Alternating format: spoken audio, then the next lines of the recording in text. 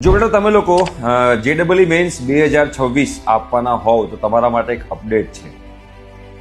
એના form ભરાવાના start ક્યાંથી થવાના છે અને એમાં કયા કયા ઇમ્પોર્ટન્ટ ડોક્યુમેન્ટ્સ જોઈશે જે તમને લોકોને ખબર હોવી જરૂરી છે. એટલે આ વિડીયો ધ્યાનથી તમે સમજી લેજો.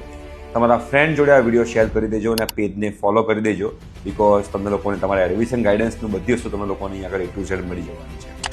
તમારે બેટા free of cost JEE Mains, board, GUJCET ની તૈયારી કરવી હોય તો અમારા લાઈવ સેશન સ્ટાર્ટ થઈ ગયા છે. સ્ક્રીન ઉપર એક નંબર આવતો હશે, એ નંબર પર તમારે વોટ્સએપ મેસેજ કરવાનું છે, બોર્ડ 2026. તો અમારી ટીમ જે છે તમને લોકોને વોટ્સએપ ગ્રુપમાં એડ કરી દેશે.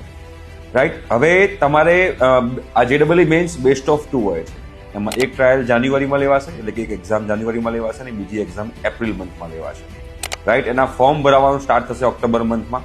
જ્યારે સ્ટાર્ટ થશે ત્યારે તમને હું ઇન્ફોર્મ કરી દઈશ એ વસ્તુ માટે.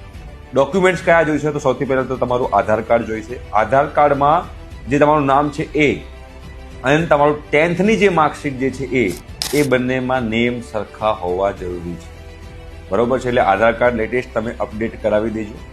તમારા 10th જે માર્કશીટમાં નામ લખેલું છે એ જ નામ તમારા આધાર કાર્ડમાં હોવું જોઈએ.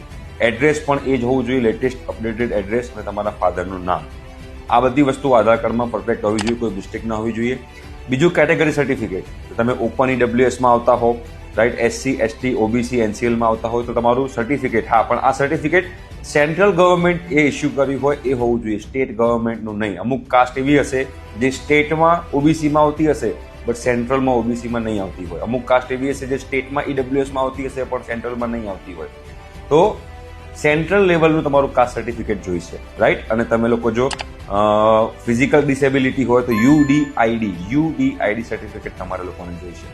તો આ ડોક્યુમેન્ટ્સ જે છે તમારા લોકો ધ્યાનમાં રાખવાના છે અને તૈયાર રાખજો, એટલે જ્યારે બી ફોર્મ ભરાવાનું સ્ટાર્ટ થાય તમે લોકો હેરાન ના થાઓ.